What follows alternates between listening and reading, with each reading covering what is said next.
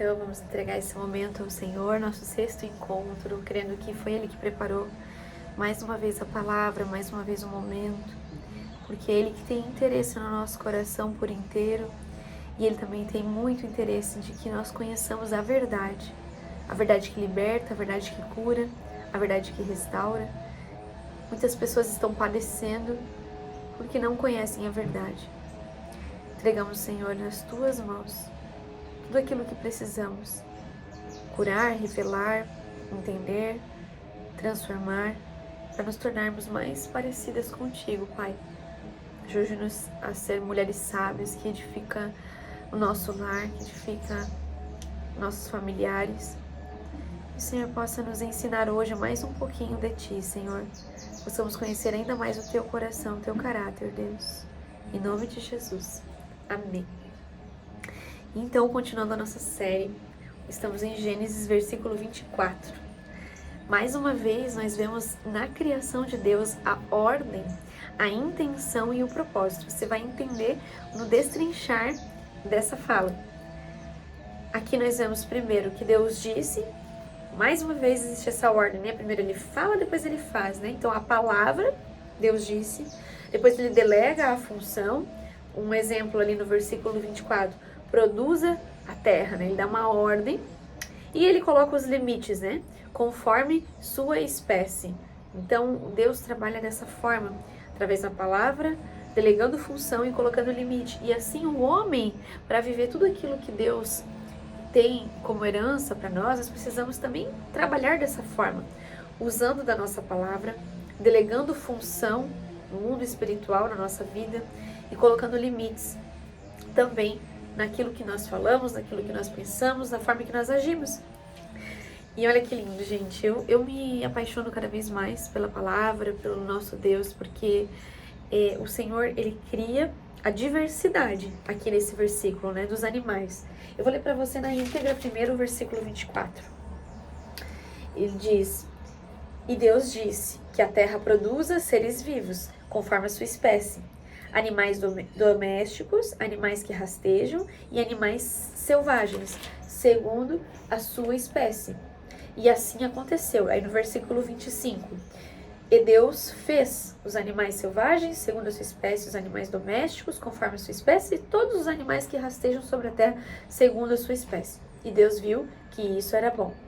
Então, quando a gente reflete as três formas de vida que Ele coloca nesse momento aqui, assim como a gente viu as três formas de vida com relação às plantas, né? A relva que rastejava, as ervas que davam as sementes e os frutos, as árvores frutíferas, né? Aqui nós vemos também três tipos de animais. Que na zoologia hebraica, olha que incrível, são três categorias principais de vida na parte da zoologia hebraica. Aqui pela palavra, a primeira é o animal selvagem, né? Animais selvagens para eles representam força e proteção. Aí ele também traz a categoria dos répteis, que significa cuidado e vigilância. Porque o réptil ele tem essa função no ecossistema, né? De cuidar das pequenas coisas e vigiar. E a primeira categoria que ele traz é que no caso ele diz como animais domésticos, né? Em outra tradução eu vejo como o gado. Então não seria o animal doméstico o cachorro, aquele que fica dentro da nossa casa. Porque na primeira vez que eu li, e outras vezes que eu li, eu não sei você, eu tive essa interpretação. E aí, estudando mais a fundo, eu entendi que não. Que se refere ao gado doméstico, aquele que eu crio. Boi, cavalo, enfim, né? Os animais... Também o cachorro entra, né? Os animais também da casa, não é só, mas não quero dizer que não é só os da casa, mas aquele que também nos serve. Então, o gado aqui, né? Enfim, os animais domésticos, eles representam para o povo hebraico o sustento, então, tanto na parte da comida, quanto no serviço. Apesar que a gente vai entender que naquele primeiro momento, o homem não tinha o direito, não tinha a direção de Deus para comer desta carne, tá? Eu não sei vocês, mas eu fiquei muito surpresa estudando ontem, que a partir apenas de Gênesis 9, versículo 3, que o Senhor dá a direção de comer a carne. E a gente já vai entender o porquê. Mas aqui o gado se refere ao sustento também como aquele que vai carregar, né? Os grãos que vai carregar, né? O gado carrega, que ajuda no arar a terra, enfim, né? E o serviço, né? Então aqueles animais que estão à disposição do homem para servir o homem. Então é muito lindo como o Senhor trabalha ensinando a gente, né? Ensinando o homem a ter sabedoria, a depender dele, mas principalmente sobre o caráter do Senhor, sobre a presença e entrega de Deus para o homem, onde Ele criou tudo para o homem. Ele criou tudo para o homem. Um mundo estabelecido, funcional e fértil antes de colocar o homem. Então, o homem ele não vem no caos, né? A gente viu nos outros versículos que quando o Senhor ele separa as águas nessa tradução, nessa passagem se refere a caos. Né? Então, primeiro Deus organiza o caos, ele dá um ambiente preparado para a criação do homem e organiza esse ambiente para ser administrado. O homem tem que entender que assim como Deus, ele precisa trabalhar com ordem, com limite, com um ecossistema organizado e com propósito, onde cada coisa na vida do homem tem que ter um propósito, um significado. Se o homem tem esse entendimento, ele consegue viver muito mais a plenitude daquilo que o Senhor criou ele para ser. O homem também precisa buscar e viver dessa forma e percebendo que, olha que lindo, gente, é muito forte. O Senhor ele trabalha com uma escalada de vida, né? Às vezes a gente não tem consciência que na nossa vida também, assim, na nossa vida espiritual, é uma escalada, é um crescimento, né? Existem passagens muito claras que falam sobre isso, como lá no Novo Testamento, falando que a gente é um bebê espiritual, que vai tomar o leitinho, ou seja, as palavras assim, mais rasas e superficiais vão nos nutrindo, mas daqui a pouco aquilo já não nutre mais. A gente precisa ir para o próximo nível. Já começa a papinha, né? Aquele bebê já começa com a frutinha amassada. Então já são novos conteúdos, mas ainda precisam ser esmiuçados, né? Como vocês estão aqui, esse conteúdo acaba ainda sendo algo simples, porém ele já é mais esmiuçado. Mas daqui a pouco a gente já vai precisar de uma comida mais sólida para adultos, né? Onde a gente vai ter que mastigar, nós vamos ter que mastigar esse alimento. E Deus trabalha dessa forma na criação também. Ele primeiro fez a luz, depois as águas, depois a terra, depois as plantas, depois os peixes, depois as aves, depois os animais terrestres e por último, o homem. É como que ele fizesse essa escalada da vida do menos vivo para o mais vivo. É um progresso de vida e isso reflete o caráter de Deus. No versículo 26, vamos ler na íntegra? E Deus disse, agora a parte que eu mais amo, né? Façamos o ser humano a nossa imagem, conforme a nossa semelhança. Tenha ele domínio sobre os peixes do mar, sobre as aves do céu, sobre os animais domésticos, sobre toda a terra e sobre todos os animais que rastejam pela terra. E aí no 27, assim Deus criou o ser humano à sua imagem, a imagem de Deus os criou, ou criou. Homem e mulher os criou. Então, vamos falar um pouquinho sobre o versículo 26 e 27, é riquíssimo de conhecimento e entendimento. A primeira vez que aparece aqui, de forma subjetiva, uma insinuação da Trindade Santa. Por quê? Porque ele diz, façamos o homem a nossa imagem. Né? A palavra que é usada para Deus em Gênesis, né, na tradução, é Elohim. Elohim é uma palavra plural, mas no versículo 27, ele usa o verbo criou.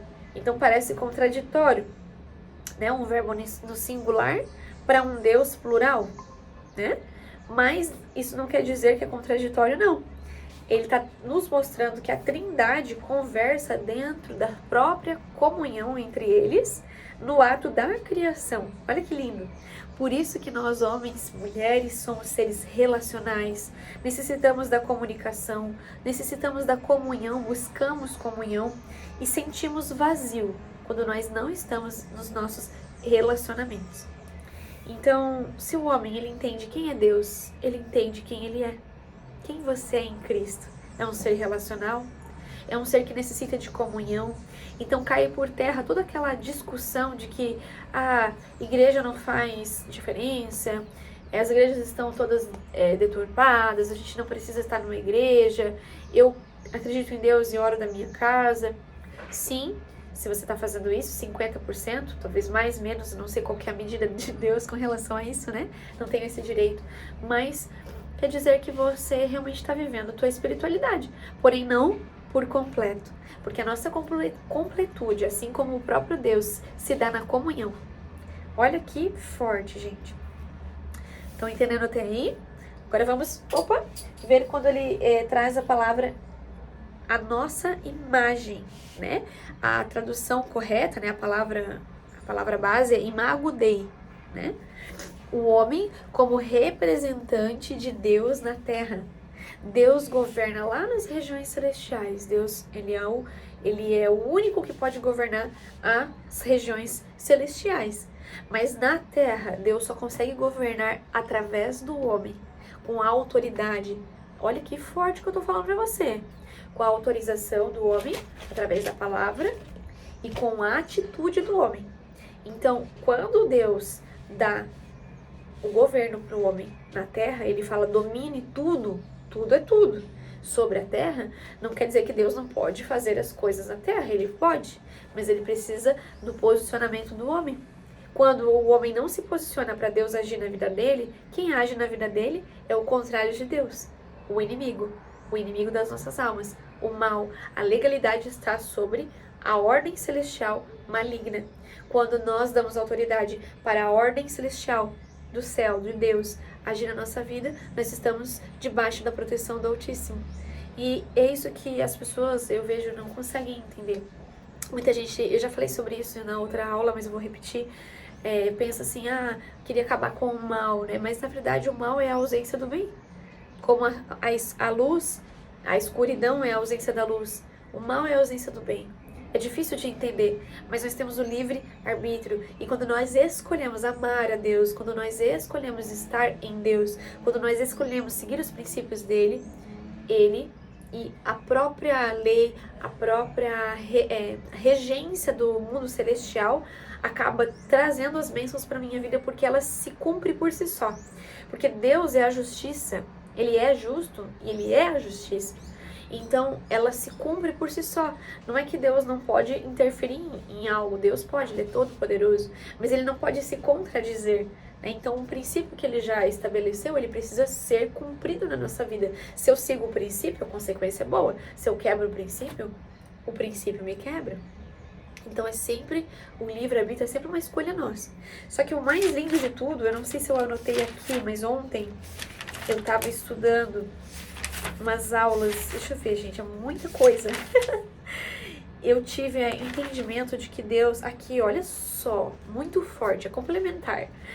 Deus, ele se revela, porque assim, eu vou trazer o contexto, tá? Era um podcast e um cara tava perguntando, trazendo perguntas das pessoas, né? Eles estavam discutindo sobre seitas, enfim, outras formas de acreditar no mundo espiritual.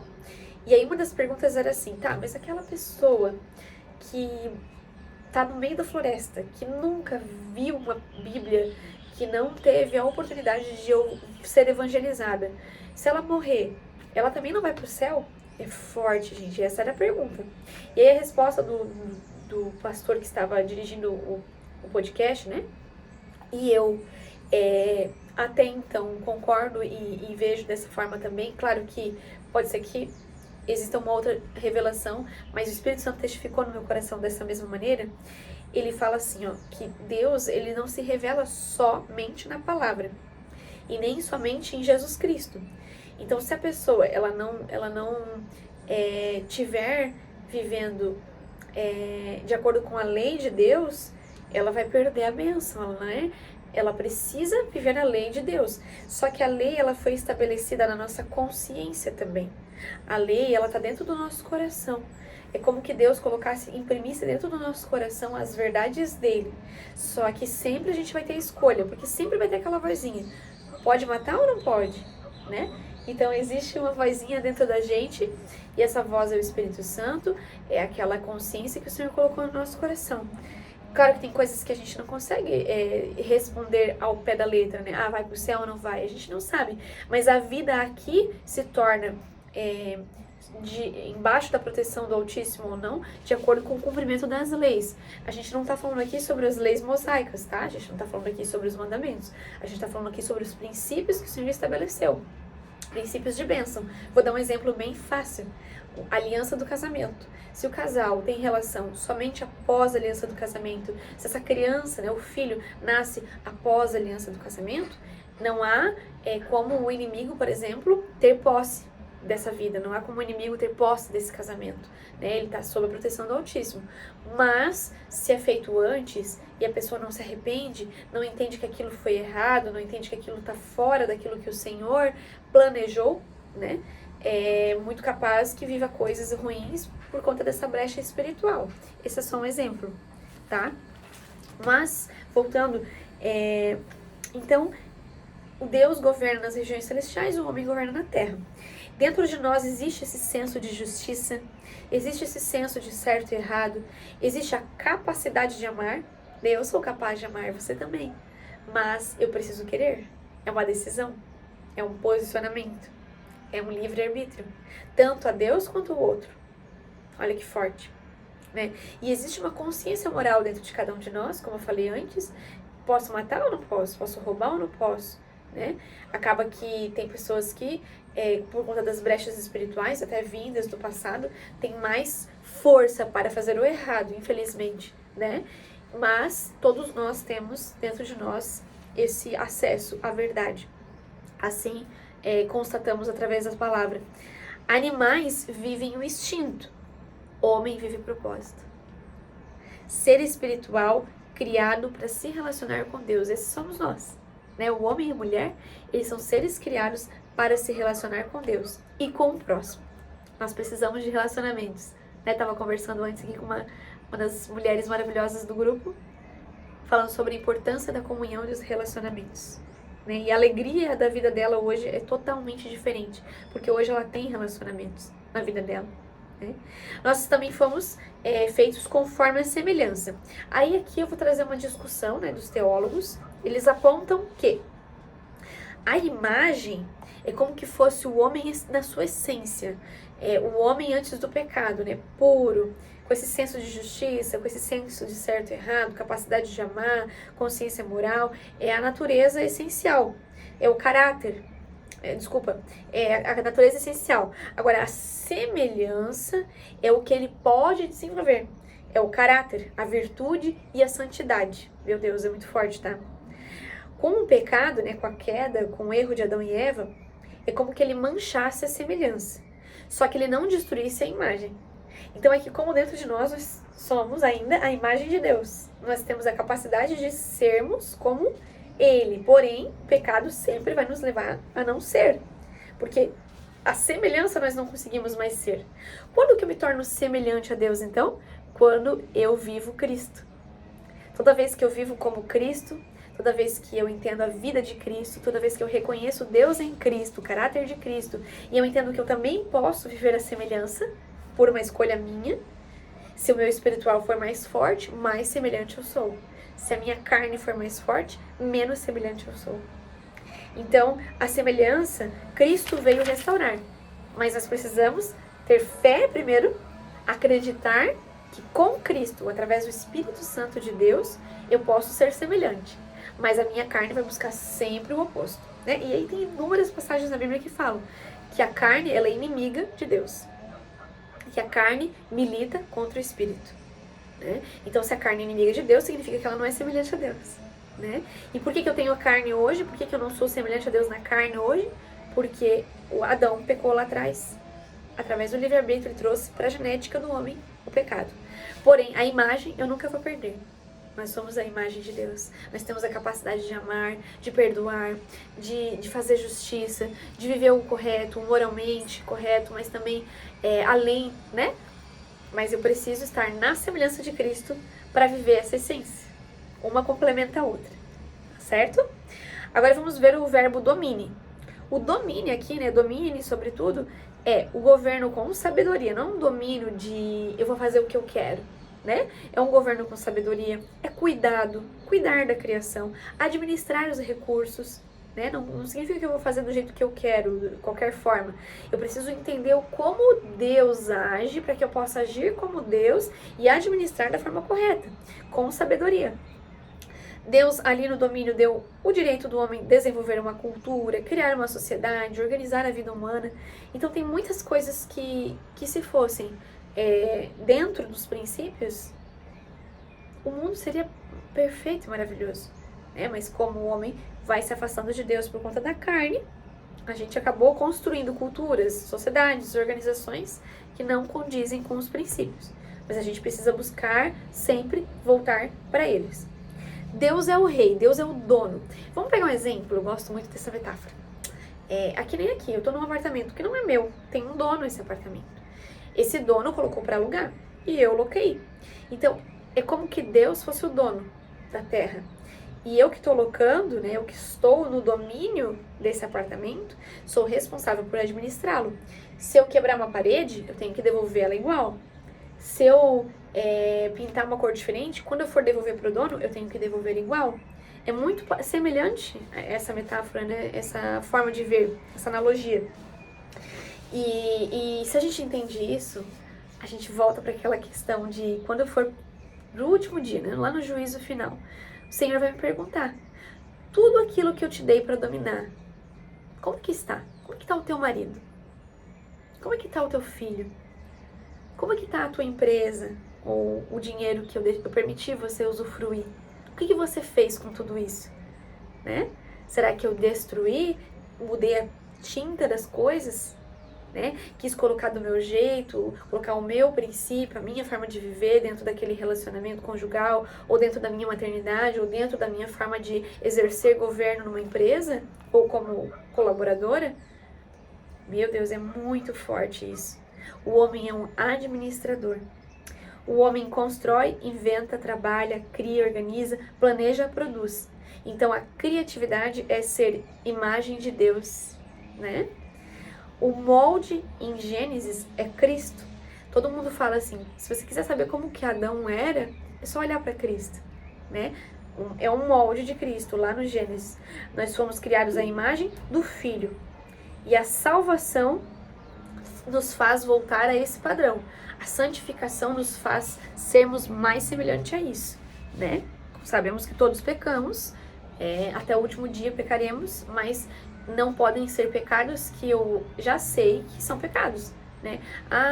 Eu sei que adulterar em pensamento, né? Pensar numa pessoa, achei bonita tal pessoa, é pecado, mas não tem problema, ninguém vai saber, Deus me perdoa mesmo. Não, se você sabe que aquilo é errado, você não pode alimentar isso. Se vier o pensamento, você tem que renunciar, você tem que pedir oração a alguém, dizer: olha, tá vindo esses pensamentos, será que há alguma brecha na minha vida? Preciso eliminar isso da minha vida. Não posso mais querer viver aquilo, né? Isso é muito forte. Eu vejo pessoas que não estão em santificação, que estão em iniquidade, porque estão aceitando os pecados na sua vida. E às vezes nem entendem o quanto isso é prejudicial, tá? Vamos pro versículo 27. Eu tenho certeza que eu vou acabar em 5 minutos. É muita coisa. Onde diz, homem e mulher os criou. Eu sempre me perguntei, eu falei assim, poxa, por que no capítulo 1 a Bíblia fala homem e mulher os criou, mas ele só cria a Eva depois, né? No segundo capítulo, depois de Adão. Nunca entendi muito. E aí eu fui estudar isso, né? Vamos trazer aqui? O homem quando ele fala, né, criação do homem ali, vamos ver de novo. Assim criou o ser humano à sua imagem. Até na minha tradução tá o ser humano mesmo, né? Então, o ser humano é homem e mulher, né? Isso quer dizer que Deus planejou e mentalizou e depois colocou em prática. No próximo capítulo ele vai mostrar como que aconteceu isso, tá? A imagem de Deus os criou. Homem e mulher os criou. Amém? Então, assim como Deus é um em essência e 3 em pessoa, homem e mulher são 1 em essência humana e 2 em pessoa. Gente, o homem sozinho não reflete plenamente a imagem de Deus. Você sabia disso? Que no casamento, só quem tem o casamento, e aí que podem falar o que quiserem, isso é bíblico, né? É no casamento que nós vivemos a plenitude. Não quer dizer que um homem que por algum motivo esteja lá sozinho, um viúvo, enfim, ele não possa viver a imagem de Deus. Mas a plenitude, por completo, é só quando ele está com a mulher, em uma só carne. Deus criou identidade, não o ser humano em si, né? Primeiro ele cria a identidade de homem e mulher e depois ele cria o homem e a mulher. O homem e a mulher, eles não têm diferença com relação ao valor. Homem e mulher têm o mesmo valor para Deus. Os dois são imagem e semelhança do Criador e juntos em plenitude. Mas existe uma diferença de função e a gente vê isso pelo corpo, né? Na função do corpo, na função da vida. Mulher nunca vai fazer o que o homem faz e homem nunca vai fazer o que a mulher faz. Pode o mundo inteiro querer colocar isso na nossa mentalidade, querer colocar isso dentro das escolas, de qualquer lugar, mas nós que somos cristãos, que sabemos quem é Deus e quem somos, temos que entender que um homem nunca vai viver um papel de uma mulher nunca vai viver um papel de homem para viver a plenitude, a completude da imagem e semelhança do Criador. Deus criou a humanidade à sua imagem. A palavra homem, Adão, em hebraico, não significa o indivíduo Adão, nesse momento da palavra. Significa humanidade e ser humano. E a humanidade possui duas expressões, homem e mulher. As características masculinas de Adão e as características femininas de Eva refletem aspectos do caráter de Deus. Então Deus é um espírito, né? Um espírito total, um espírito...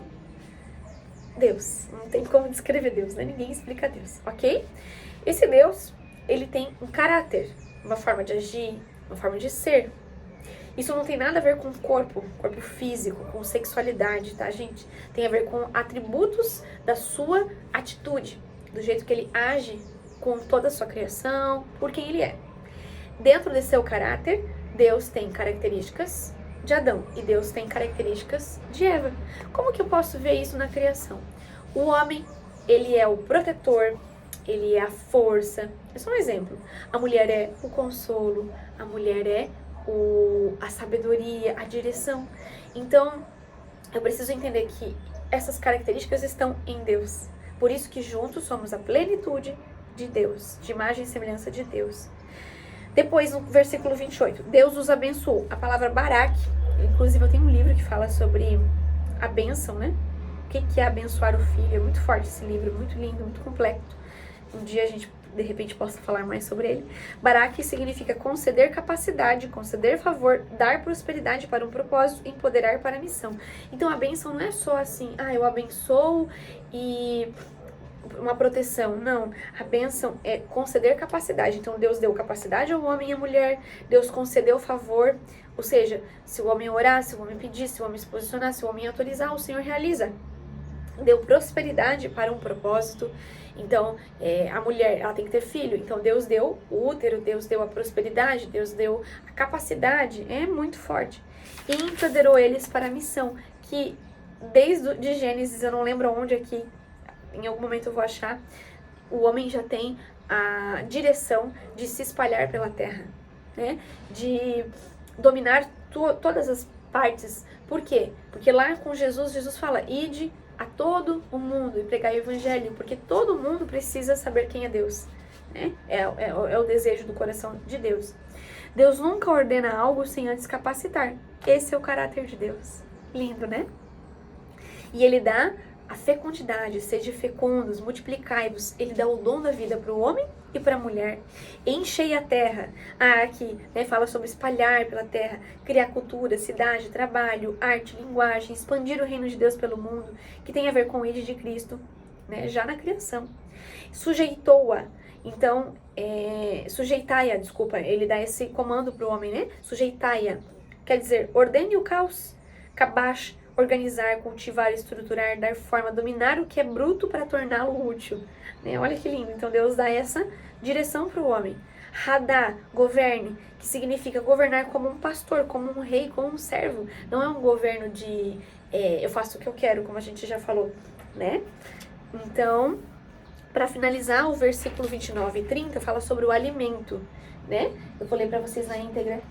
E Deus disse ainda, Eis que tenho dado todas as ervas que dão semente, se encham na superfície de toda a terra, e todas as árvores em que há fruto que dê semente, isso servirá de alimento para vocês. Então aqui a gente vê que a carne ainda não é alimento para o homem. Olha que forte. E para todos os animais da terra, todas as aves dos céus e todos os animais que rastejam sobre a terra, em que há fôlego de vida, toda a erva verde lhe será de alimento. Aqui não existe cadeia alimentar, não existe predador.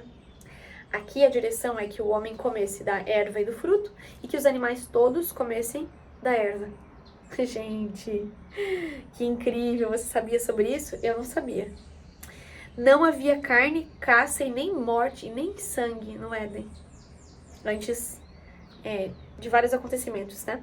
Isaías 11:65 descreve o estado futuro da criação com a mesma paz restaurada. A gente vai viver esse mesmo entendimento, né, na glória futura. Domínio antes da queda era pastoral e não predatório.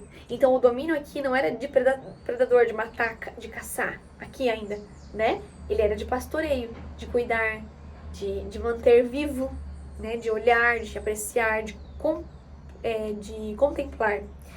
A ordem no Éden era governar sem destruir, dominar sem ferir, usar sem abusar e colher sem matar.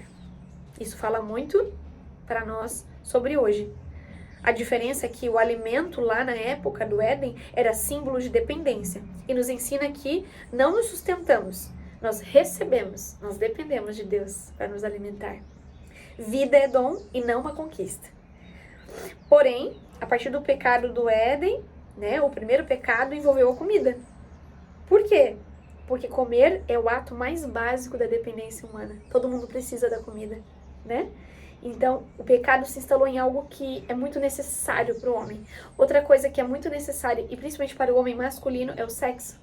Então, o sexo é um lugar de muito pecado, onde o inimigo usa muito para puxar o homem para o pecado. Porque é algo básico, é inerente ao homem. A mulher também, mas principalmente ao homem, né? Porque ele tem a semente, ele precisa plantar essa semente. Estão entendendo?